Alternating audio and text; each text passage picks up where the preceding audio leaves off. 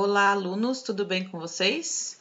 O assunto da aula de hoje é poema visual, um dos gêneros que eu mais gosto dentro da poesia. Vamos lá. Trouxe para vocês alguns exemplos desse tipo de poema, né, para vocês já sentirem bem do que se trata. Então, o poema visual, ele é formado por palavras que vão criando imagens. Então, olha só, ele é diferente do poema tradicional, né, que é dividido em versos e estrofes. Esse ele vai criando imagens, né, através de palavras. Então a gente pode ler essa aqui, ó. Rei mora no trono, peixe mora no mar. Eu moro nesse mundo para poder te amar. Olha que bonitinho, ele formou um peixinho. O infinito dos seus olhos me faz encontrar o infinito dos seus olhos, me faz encontrar o infinito. A gente pode ficar aqui infinitamente lendo este poema. Aqui a gente tem um texto, né, um poema, todo escrito com a palavra luxo, formando a palavra lixo. Luxo e lixo. Aqui nós temos um estranho objeto que guarda a preciosa chuva. Com apenas 3 anos, ele quer guardar a chuva. Nunca viu nenhuma água caindo do céu. Não sabe como o guarda-chuva funciona, mas ter fé é coisa de nordestino. Olha só. Tem mais aqui, trouxe mais alguns para vocês. Esse é um que eu gosto mais. Na tarde fria de julho, vou cheiro o borbulho do café descendo quente pelo bule reluzente. E me pergunto já em prosa, existe coisa mais gostosa? Gente, esse ponto de interrogação fazendo a asa da xícara e a fumacinha do café saindo. Eu acho fantástico, esse é um dos meus preferidos. Aqui nós temos o poema Os Olhos. Os olhos podem ser grandes ou pequenos, pequeninos, com pastoras, pastoras, curtas, bem curtinhas ou muitíssimo compridas. E eles vêm espiando, olham, observam de manhã, abrem, castanhos ou verdes, cinzas ou cinzentos, olhos castanhos, e no fim do dia fecham. Muito legal. Esse daqui tá meio pequenininho, né, pra gente ler. Mas ele está representando os batimentos cardíacos e está falando alguma coisa do coração. E esse está formando uma bicicleta, né? Mente, coração, almeja liberdade. Então são algumas frases que vão formando. Roda, que roda, roda, que roda, roda, que roda. Não é legal? Eu adoro esse tipo de poema. Bom, gente, então o assunto da aula de hoje, né? O texto que a gente vai fazer a interpretação é um poema visual, né? A gente também chama de poesia concreta.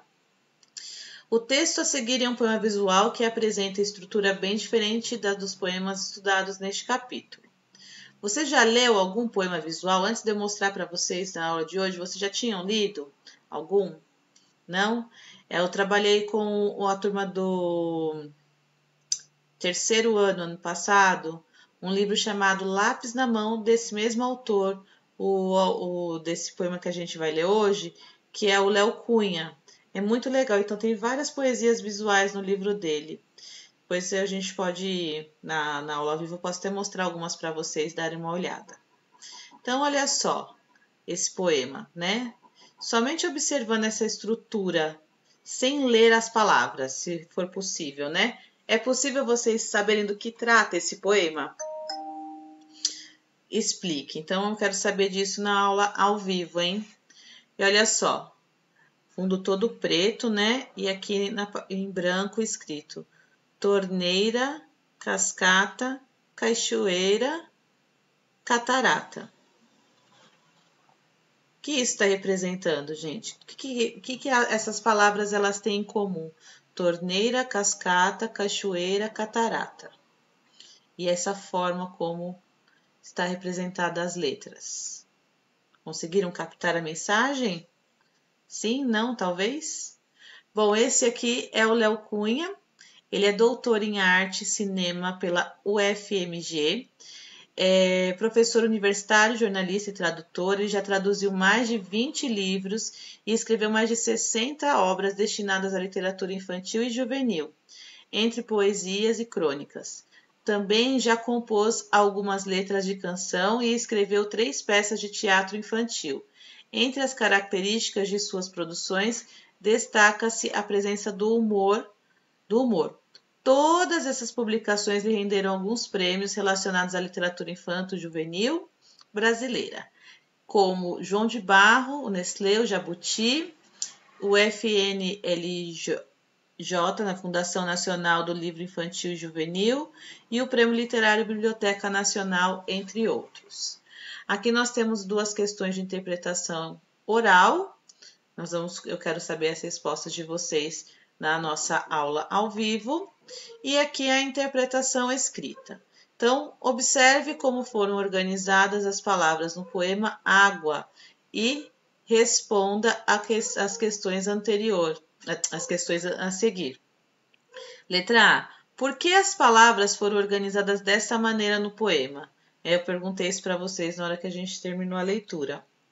B. Escreva de forma linear o texto que compõe o poema. Então, vocês vão escrever as palavras que aparecem aqui, nestas linhas aqui. Escreva de forma linear aqui, né? Aqui. Letra C. Se as palavras fossem organizadas no poema do modo como você escreveu no item B, o sentido do texto seria o mesmo? Por quê? Letra D. Assinale a alternativa correta a respeito do modo como as palavras foram separadas nesse poema. As palavras foram separadas em sílabas de forma correta para facilitar a leitura do poema, ou as palavras foram separadas de forma irregular, sem respeitar separação silábica, para formar a imagem do poema. Olhem e observem. Exercício 2. Explique por que as palavras que formam o poema foram separadas de maneira diferente. 3. Assinale a alternativa correta a respeito do poema lido. Ele é escrito em versos e estrofes e apresenta rimas. A forma e o conteúdo constroem o sentido do poema, ou por ser um poema visual, as palavras não são trabalhadas de modo especial. 4. Quais são as principais diferenças entre o poema As Formigas e o poema Água? Bom, essas são as questões que vocês têm que responder. Aqui nós temos um box falando sobre o que é o concretismo. Em 1952, os poetas Haroldo de Campos, Augusto de Campos e Décio Pignatari apresentaram aos brasileiros, por meio da antologia chamada Nogandres I, os primeiros exemplares de que seria classificada como poema pré-concretos. Anos depois, em 1956, teve início oficialmente no Brasil um movimento chamado concretismo, que transformou diferentes formas de arte como música, as artes plásticas e a poesia. As obras literárias nesse movimento apresentam como características principais a relação entre elementos verbais e visuais, abolindo os versos e a pontuação usual e explorando todo o espaço do papel sem limitações. Os conceitos concretistas apresentaram a valorização da forma e da comunicação visual, além da preocupação com o conteúdo. Então, o poema visual caracteriza-se por valorizar não só o conteúdo e a linguagem verbal, mas também os elementos visuais. Essa representação literária brinca com a disposição das palavras, apresentando diferentes elementos gráficos para criar a relação entre o conteúdo e a forma e possibilitar diversas interpretações. Por isso, não possui estrofes e versos bem definidos. Gente, dúvidas, mandem lá no Google Sala de Aula, ok? Fazendo atividade e na próxima aula iremos corrigir. Beijinhos. Tchau, tchau.